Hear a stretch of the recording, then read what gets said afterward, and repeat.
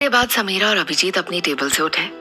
जब वो सोनिया के पास से निकले तो उसने अपना मुंह नीचे कर लिया ताकि वो दोनों उसे देख ना पाए। उनके थोड़ा आगे जाते ही वो भी उनका पीछा करने लगी। उसने बीच बीच में उन दोनों की फोटो भी खींची। समीरा को ऐसा लग रहा था जैसे कोई उसे देख रहा है। उसने रुककर आसपास देखा। अभिजीत ने उसे अचानक बीच में रुकते देखा तो पूछा, क्या हुआ, तुम रुक क्यों गई? समीरा ने पार्किंग की तरफ देखते हुए कहा, मुझे ऐसा लगा जैसे कोई हमारा पीछा कर रहा है। अभिजीत ने भी आसपास देखा लेकिन कोई नजर नहीं आया। वो बोला, तुम्हें शायद गलतफहमी हो गई होगी, यहाँ हमारा पीछा कोई क्यों करेगा?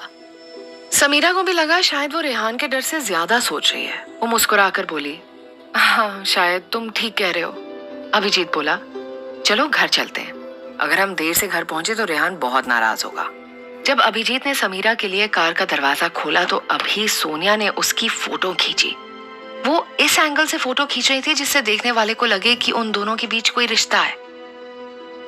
अभिजीत को उसी पल कुछ महसूस हुआ और उसने अचानक पलटकर सोनिया की तरफ देखा।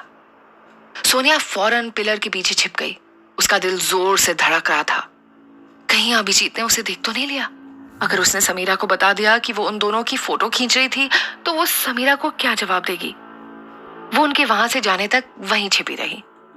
जब वे सिंघानिया मैंशन पहुंचे तो समीरा ने उसे डिनर के लिए फिर से थैंक्स बोला।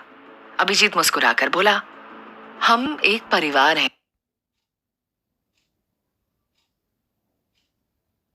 थैंक्स बोलने की जरूरत नहीं है। रेहान अभी तक वापस नहीं आया था। जब उसने नोटिस किया कि जो कंबल वो जमीन पर बिछाती थी वो भी आज कमरे में नहीं था, सिर्फ वहां रेहान का कंबल रखा हुआ था। ये देखते ही उसका मूड खराब हो गया। रेहान ने हद पार कर दी थी। समीरा सबसे पहले मेड से बात करने गई। जब उसने मेड से कंबल के बारे में पूछा तो उसका चेहरा डर के मारे पीला पड़ गया।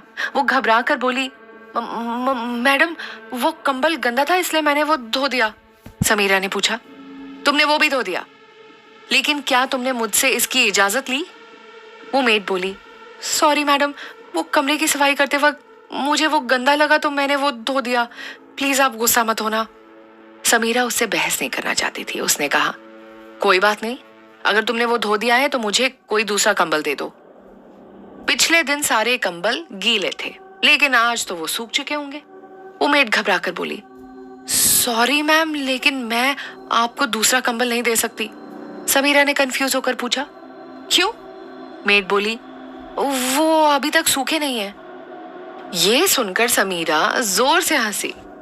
सारे कंबल 2 दिन से गीले थे और जो कंबल वो इस्तेमाल करती थी उसे भी आज बिना पूछे धो दिया गया ताकि उसके पास रेहान के बेड पर सोने के अलावा कोई चारा ना हो। समीरा ने पूछा, सच सच बताओ, क्या तुम ये सब रेहान के कहने पर कर रही हो?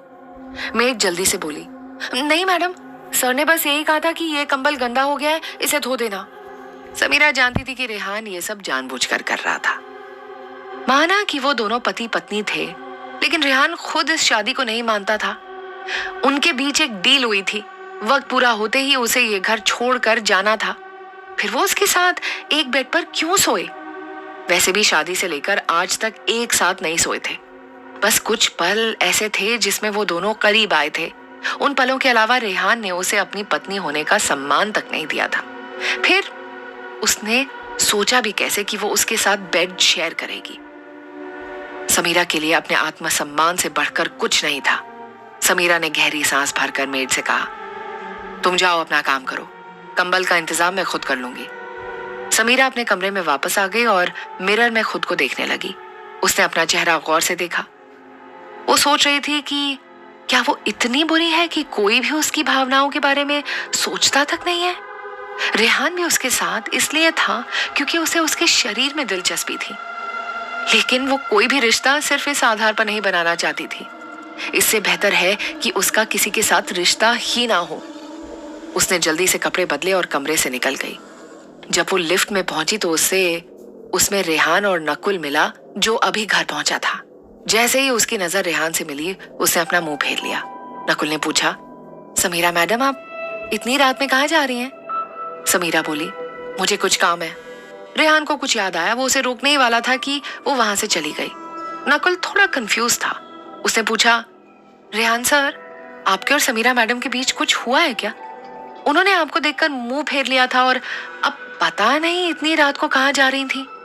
रेहान उसकी बात सुनकर हैरान था, लेकिन उसने कोई जवाब नहीं दिया। नकुल बोला, सर क्यों ना। रेहान बोला, शट अप। नकुल ने इसके बाद कुछ नहीं कहा। समीरा घर से निकलकर सीधे पास ई मॉल पहुंची। उसने सबसे पहले एक कंबल और कुछ चादरें खरीदी।